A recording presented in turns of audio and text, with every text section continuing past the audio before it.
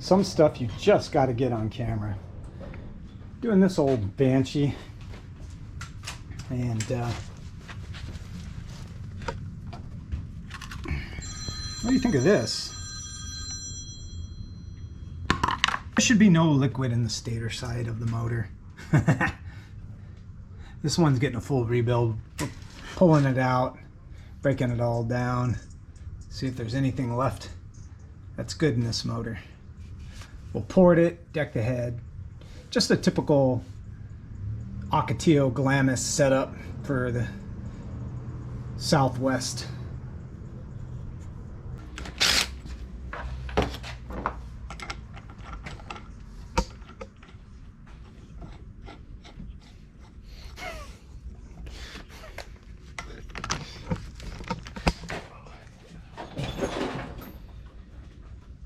Yeesh. Disgusting. Gonna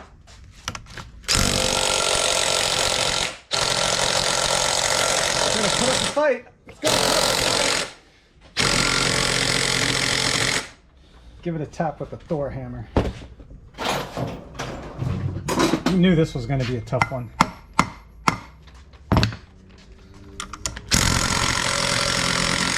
Jeez. Back it off and redo it. Looks like he gave up on this. Needs some PB blaster and some more coaxing.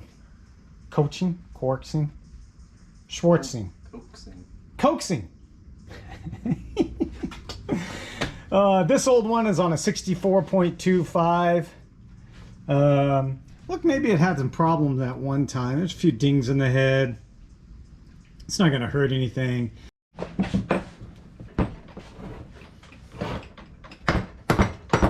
This is a scientific way to get Banshee cylinders off the case, in case you didn't know. That's how it's done.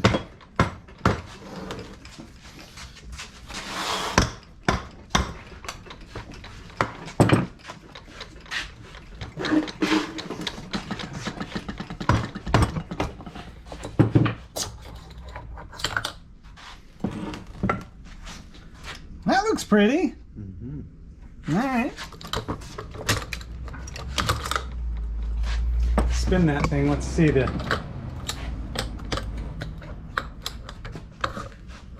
Ooh. Do we have some separation there? God, this happens a lot. Look at that. Mm-hmm. Didn't the RZ just look like this too? Yep. I don't know. Can you see that? That is a huge gappage. Again, I don't have my feeler gauge, but over 30 thousandths is out of spec, and that's way over 30 thousandths.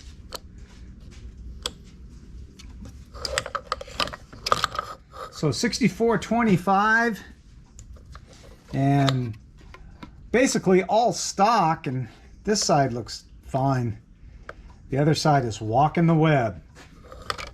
And this is, I want to show you people on how often these cranks go south, even on all stock motor. This is an all stock motor, 64.25. It had a 0.25 overbore, stock carbs, stock cylinders, stock head, FMF fatty pipes, and a unipod filter in a closed air box. Now, well, we'll get to work. Not always, but every once in a while, you'll get a flywheel that doesn't want to come off. Yeah, and these nice little pullers, which are always supposed to work, don't. That means you got a real stuck flywheel on the crank. So you can't split the case. So what I do when this happens, which didn't happen on this particular, I'm just using this 472 as a reference, you have to back these 10mm bolts out, and there's 3 of them. That last one is kind of tucked up in there, you can't see. That one there. If you back them out, cut the heads off. You have to get a saw, cut off blade, and cut the heads off. and that way it'll free the cases up to split. Then you gotta cut the backing plates off the stator plate, and then you have to put it in a press with lots of heat and PB blaster, which I have set up right now because we ran into one. The flywheel and everything looked in great shape, but the crank does not want to separate from it.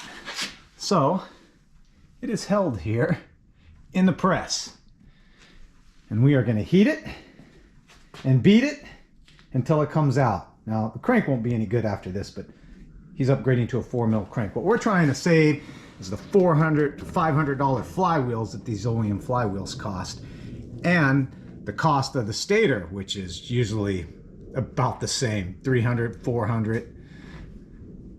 So wish us luck. Okay, we're going to apply some matte gas to this. Heat without burning the stator down in there, and beat on it with the hammer.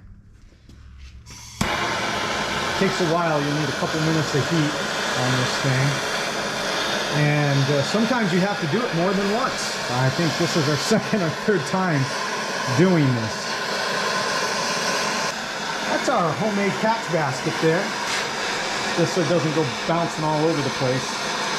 That's a first time piece there. Usually we just let it hit the ground and bounce all over.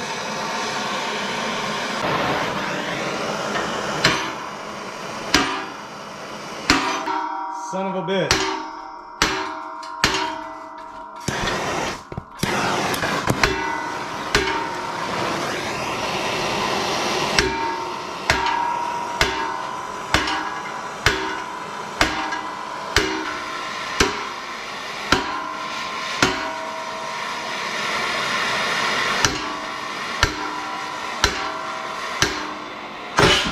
Yay!